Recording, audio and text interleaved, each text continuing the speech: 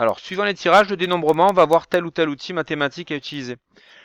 Si on a un tirage qui est simultané, on va commencer par celui-là, simultané, ça veut dire en même temps, on prend, on va dire, dans le même ensemble, donc en même temps. L'outil qu'on va utiliser, c'est l'outil de combinaison. Donc de combinaison. Donc sa notation, on va le noter, par exemple, si on prend 3 éléments parmi 5, on va le noter 3 parmi 5. Ou en écriture anglo-saxonne, ça sera 5, 3. Donc on prendra 3 éléments parmi 5. Alors dans cette notion-là, il n'y a pas d'ordre. Il n'y a pas d'ordre. C'est important. Le tirage donc qui suit, c'est le tirage qui est successif.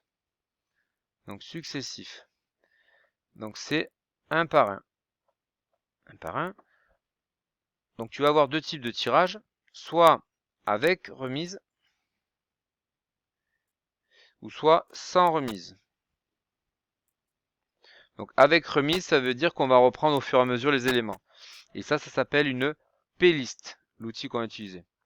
Donc par exemple, si j'ai 5 éléments et que je tire successivement avec remise, donc je prends, je remets, je prends, je remets, je prends, je remets, j'aurai toujours la même possibilité de pouvoir reprendre, on va dire, les objets. Donc si j'ai n objets, ben, je vais avoir en fait un n factoriel. Ça veut dire que je vais avoir 6 fois 6 fois 6 fois 6, c'est une P-list. Donc ça sera n à la puissance p. Alors n, ce sont les éléments qu'on va tirer, et p, c'est le nombre de tirages.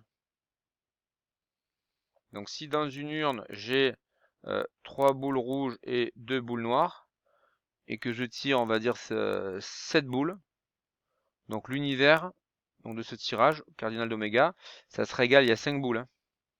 Ben, au premier tirage, j'ai le choix parmi 5 boules, au deuxième parmi 5, au troisième parmi 5, parce qu'on remet à chaque fois la boule. Donc vu qu'il y a 7 tirages, ça sera 5 fois 5 fois 5 fois 5, donc 5 puissance 7. Sans remise, c'est-à-dire qu'on ne remet pas les boules, donc tu vas perdre un élément à chaque tirage. Donc là, ça s'appelle un arrangement. Un arrangement. Et on va le noter à, par exemple, 3, 5. On va voir les formules pour chacun. Donc par contre, pour les tirages successifs, c'est important, il y a une notion d'ordre. Il y a un ordre. Le premier, le deuxième, le troisième n'est pas la même chose que troisième, premier, deuxième. Donc on va voir les outils mathématiques pour pouvoir résoudre ces problèmes de dénombrement.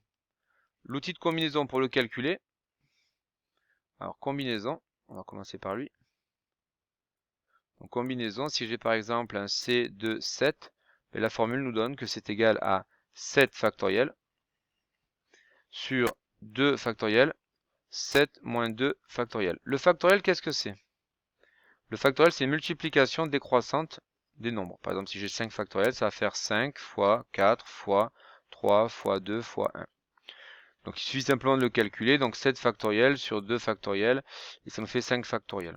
On peut le calculer. Alors là, il faut le calculer soit à la main, soit à la calculatrice. Donc dans la calculatrice, on peut le trouver directement suivant les machines. L'arrangement.